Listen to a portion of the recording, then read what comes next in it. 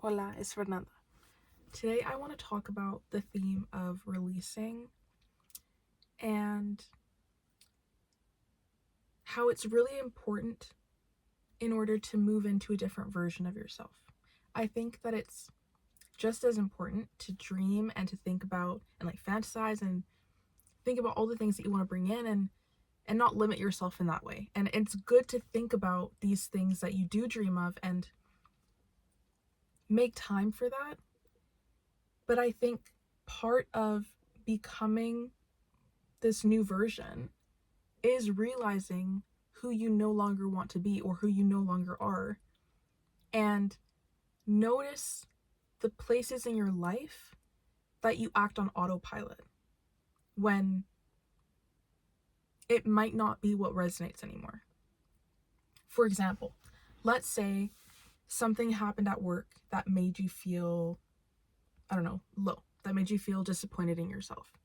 Then a pattern might be, when I feel that, now I need to be really hard on myself, and that's gonna follow the pattern of soothing myself through allowing myself to eat something after work, or going out for a drink, or whatever it is that will calm that. And then that will bring on feelings of shame or guilt or anxiety because you did this thing that you're not doing that anymore. And then it all started because of this one thing that set it off at the beginning. But what if you realized whatever emotion came up here, and then instead of following this whole process, you just changed how you relate to the emotion from the beginning?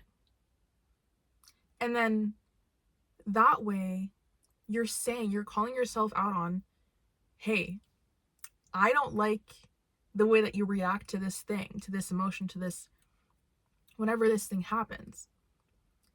Because it's not helpful to you. It doesn't actually soothe you. It doesn't actually make you feel better. And if there was a different way to relate to yourself, to relate to this emotion, then what would be an alternative way? What would be an alternative feeling or outcome that you do want to feel? And then how do you get there? Because if instead of being so hard on yourself and berating yourself for this thing that you messed up or did wrong, you could acknowledge, damn, this feeling, I don't like it. And I also don't need to follow this pattern either. You could literally just sit back and observe for a week. Notice whatever that pattern is that you do, that you act on immediately. Just be curious about, if your life was moving, you were just watching and zooming out, right?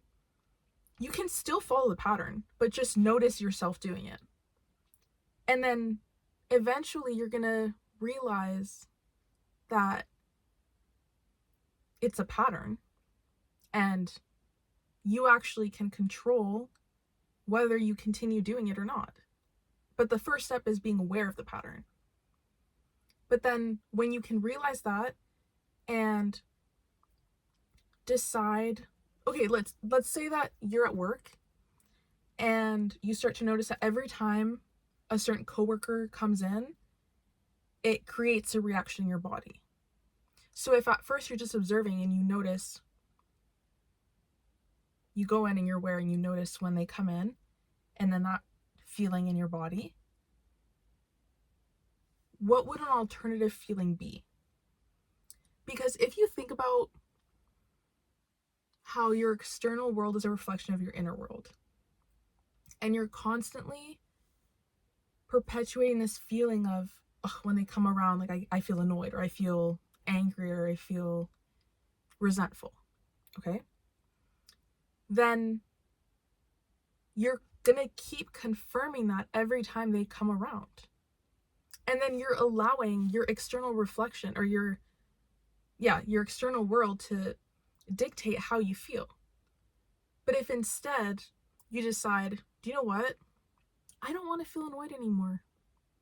I don't want to feel angry. When there's no reason for it. Or like, if there is a reason for it, then you're allowed to set boundaries. You're allowed to, but like, by you continuing to feel that inside, you're just allowing them to basically control how you feel.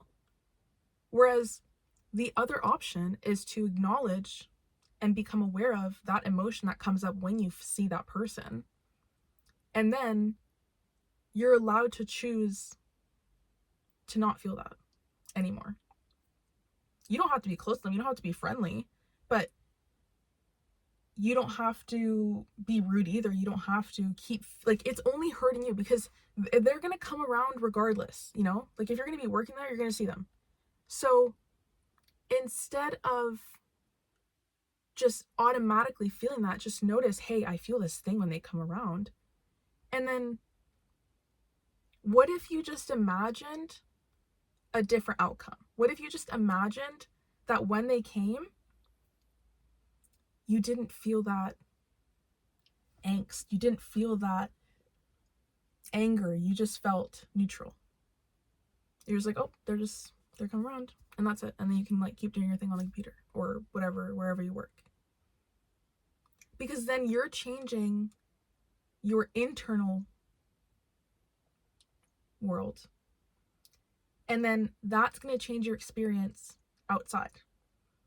Or even if it's not a specific person, if it's like there's a certain time in the day in work at your job that it gets super busy, and you notice, hey, I don't really like feeling that stressed. Like, I wonder what it would feel like if everything around me was the same, but I felt calm during that chaos. I felt calm during that overwhelm. It could even be something like traffic. Let's say you're in traffic and every time you're like, oh my God, it's so long. I'm waiting so long. This is so annoying. And then you just decided, next time I'm in traffic, let me imagine right now me being in traffic and not feeling that. Let me imagine that I enjoy sitting in silence, or that I enjoy watching people, or that I enjoy listening to music, or I enjoy listening to a podcast and learning while I'm on my way home. Like, whatever other alternative makes you feel better internally, even if it hasn't happened before. Because it's the same thing as imagining your future that you do want to experience. But in this situation, you're changing something that you don't like, that you might not have as much control over, with an internal reaction that does make you feel good. Because then you're not allowing everything outside you to control you. You're saying, I might not be able to change this circumstance right now. However, I can change how I feel about it. Because that you do have control over. And it might not happen right away. It might not happen every single time. But there will be a part of you that starts to feel different. That starts to even just welcome the idea of maybe feeling differently in a certain situation. And I think that's a different kind of release that is super useful in embodying a new person, because it's not only, oh, well, I just want to be this person that has all these habits. It's, how do I want to feel as if I already had all these things that I'm wishing for? Because let's say you want a different job. Okay, why do you want a different job?